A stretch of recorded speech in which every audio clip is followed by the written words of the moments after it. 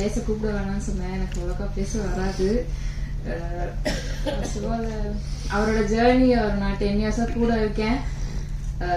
எல்லா வைஃபும் வந்துட்டு சக்சஸை பார்க்கணும்னு இருப்பாங்க. நான் அவரோட ஃபெயிலியர் மட்டும்தான் பார்த்துருக்கேன். ஸோ 2 பேரும் சேர்ந்து ஒரு சக்ஸஸ் கொடுக்கணும்னு சொல்லிட்டு ஒரு புது முயற்சி பண்ணோம். ஸோ என்னை தாண்டி எங்களுக்கு வந்துட்டு ஒரு பேக் போனா இருந்தது அவரோட ஃப்ரெண்ட்ஸ் தான். லைக் ஃப்ரம் த ஸ்கிராச் வந்துட்டு ஒரு புது ஐடியா சொல்றான். ஸோ ஏதோ ஒன்று, நான் நிறைய பேர் டைரக்டர்ஸ் இருக்க உங்களுக்கே தெரிஞ்சிருக்கும், கதை சொல்லுவாங்க, நல்லா இருக்குன்னு சொல்லி அனுப்புவாங்க, அப்புறம் எதுவும் நடக்காது. ஸோ இவர் வந்துட்டு சொன்ன உடனே வந்துட்டு ஒரு புது அட்டம்ப்டுக்கு சப்போர்ட் பண்ணி ஃப்ரம் த ஸ்கிராச் பேக் போனா இருந்தது இவரோட ஃப்ரெண்ட்ஸ் தான். முக்கியமா நான் சாபு சார், சரவணன் சார், இவங்க எல்லாருமே ரொம்ப சப்போர்ட்டா இருந்தாங்க. அண்ட் எங்க கூட இருக்க டீம் ஃப்ரெண்ட்ஸ், யோகா, மனோஜ், இவங்க எல்லாருமே ரொம்ப சப்போர்ட்டா இருந்தாங்க. அண்ட் ஒரு வழியா கண்டென்ட் எடுத்து முடிச்சிட்டோம். ஸோ இது ரிலீஸ்க்குங்கும் போது எங்களுக்கு நிறைய பக்கத்துல இருந்து ஆஃபர் வந்துச்சு. ஆனா வந்த காத்துல அப்படியே திரும்பி போயிருச்சு. ஸோ இது நீ கவலைப்படாத, நம்ம வந்துட்டு இதை வந்துட்டு நம்ம பெரிய லான்ச்சா பண்ணலாம் சொல்லி முக்கியமா சப்போர்ட் பண்ணது Kamal nine sir and Suresh Chandra sir. இவங்க 2 பேருக்கும் ரொம்ப தேங்க்ஸ். நீங்க வந்திருக்க எல்லாருக்கும் ரொம்ப நன்றி. உங்களுக்கு பிடிச்சிருக்கும்னு நினைக்கிறேன். ஸோ இந்த மாதிரி புது அட்டம்ப்டுக்கு சப்போர்ட் பண்ணுங்க. அவ்வளோதான். Thank you so much. இவ்வளோ பேசுனதே எங்களுக்கு பெரிய ஆச்சரியம். தேங்க்யூ. அடுத்ததாக நான் பேச இங்கே வந்திருக்கிற அனைவருக்கும் மாலை வணக்கம். இந்த படம் ரொம்ப நல்லா இருந்துச்சு. இதை பொறுத்த விளப்பத்தை மொத்த குழுவுக்கும் அந்த குழந்தை வளர்ப்புக்கு என்னுடைய வாழ்த்துக்கள். குழந்தை புதுசாக ட்ரை பண்ணியிருக்காரு.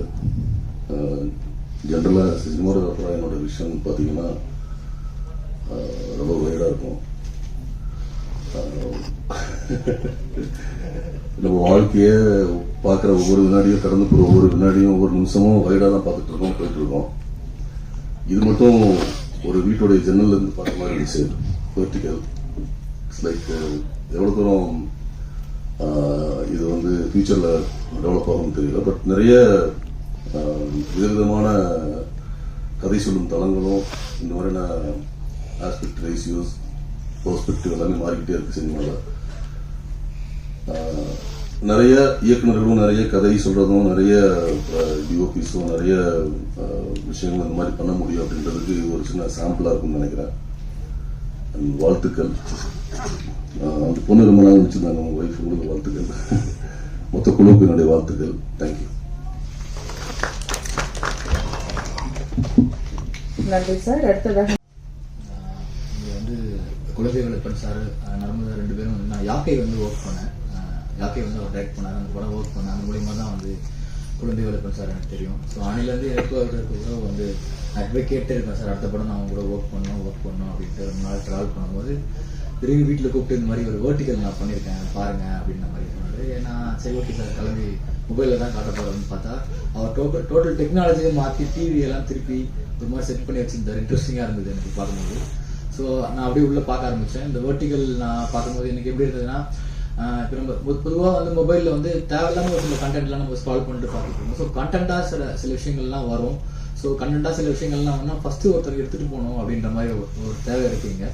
ஸோ அதுதான் நான் குழந்தை வளர்ப்பு சார் பார்க்குறேன். சினிமாவும் சரி, நம்ம மீடியாவும் சரி, எடுத்துகிட்டு போகிறதுக்கு ஒரு கரெக்டான ஒரு இன்ஸ்ட்ரக்டர் மாதிரி ஒருத்தர் இருந்தாருன்னா அதை கரெக்டான வழியில் எடுத்துகிட்டு போவாங்க. ஸோ அந்த மாதிரியான ஒரு படம் தான் வந்து நான் வந்து இதுவும் பார்க்குறேன். ஸோ இந்த குழுக்கும் மொத்த குழுக்கும் என்னோட மனதான வாழ்த்துக்கள், நன்றிகள். நீங்களும் சப்போர்ட் பண்ணுங்கள். Thank you so much. நன்றி. வணக்கம்.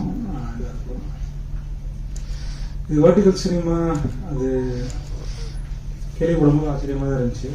ஃபஸ்ட் டைம் இது நீட் பேஸாக உருவாகிற ஒரு விஷயமா தான் நம்ம பார்க்க முடியும். ஏன்னா நம்ம எல்லாருக்கையிலையும் ஃபோன் இருக்குது. ஃபோன் வந்து இந்த ஷேப்பும் இந்த ஃபார்மும் டேப் இருக்குது, மிச்ச விஷயங்கள் இருந்தாலும் இப்போ நம்ம யூஸ் பண்ணுற ஃபோனோட இந்த ஆஸ்பெக்ட் ரேஷியோ இன்னும் சிறிது காலம் நம்மளோட தான் இருக்கும்னு நினைக்கிறேன். ஸோ அதனால் அதுக்கான கண்டென்ட்டாக இதை நம்ம பார்க்கணும்.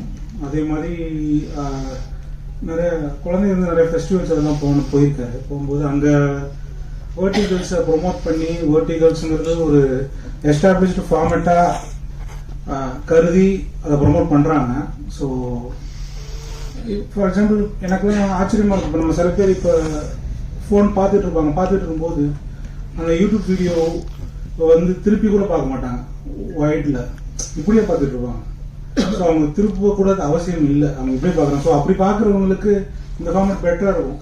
ஸோ அவங்களுக்கு பெட்டராக அவங்க படம் பார்க்கலாம், அது ஒரு விஷயம்.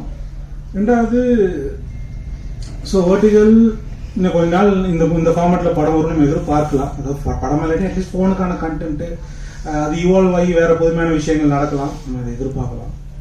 அப்புறம் இன்னொரு முக்கியமான விஷயம் வந்து இந்த படம் வந்து நல்லா செலவு பண்ணி எடுக்கப்பட்ட படம், பார்க்க அப்படி தெரியாது. அதாவது இது ஃபோனில் எடுக்கப்பட்ட அளவுக்கு ரொம்ப சிம்பிளாக இருக்குது, பட் அப்படி எடுக்கப்பட்டதில்லை. இது ப்ராப்பர் க்ரூ வச்சு 6 கேமரா வச்சு இது நல்லா செலவு பண்ணி ஒரு படம் எடுக்கிற மாதிரி 40 மினிட்ஸ் தேவைப்பட்டு 40 மினிட்ஸ் எவ்வளோ ஷூட்டு? 11 days shoot. ஸோ ப்ராப்பராக ஒரு படத்தில் ஒரு படம் 40 நாள் ஷூட்னா இது ஒரு 12 நாள் எடுத்துருக்காரு, அதுக்குள்ள செலவு ஆகிருக்கும். ஸோ அதை தாண்டி இந்த படத்தில் ஓவரால் தீம் வீட்டுக்குள்ள நடக்கிறனாலையும் 2 பேர்னாலையும் ஒரு சிம்பிளிசிட்டி இருக்கு. பட் நம்ம ஃபோனில் எடுத்தால் இந்த பிக்சர் இந்த குவாலிட்டி நமக்கு வராது, அது ஒரு விஷயம். ஸோ இதுக்கு சொல்கிறேன்னா படம் ரொம்ப ஒரு பெரும் முனைப்போடு எடுக்கப்பட்டதுன்னு சொல்ல வரேன். அப்புறம் நான் இது 2வது வாட்டி பார்க்குறேன். நான் ஃபர்ஸ்ட் டைம் எனக்கு ஆஃபீஸில் வந்து போட்டு காமிச்சேன், ஸ்க்ரீன்லாம் திருப்பி வச்சு. 2வது வாட்டி பார்க்கும்போது எனக்கு இந்த வெர்டிகல்ங்கிற ஆஸ்பெக்டில் நான் போகல. நான் வந்து ஸ்டோரி டெல்லிங் தான் எனக்கு இருக்காது. எனக்கு வந்து அது வெர்டிகலாக ஃபார்மேட்டே எனக்கு சுத்தமாக அது எனக்கு கான்செப்டே உரைக்கல. ஸோ அதனால் அது 2வது வரையும் பார்த்தீங்கன்னா இது கொஞ்சம் புதுமையாக நமக்கு தோன்றதுக்கு ரொம்ப முக்கியமான காரணம் பார்த்தீங்கன்னா அதில் இருக்க இந்த ஐடியாஸ் தான்.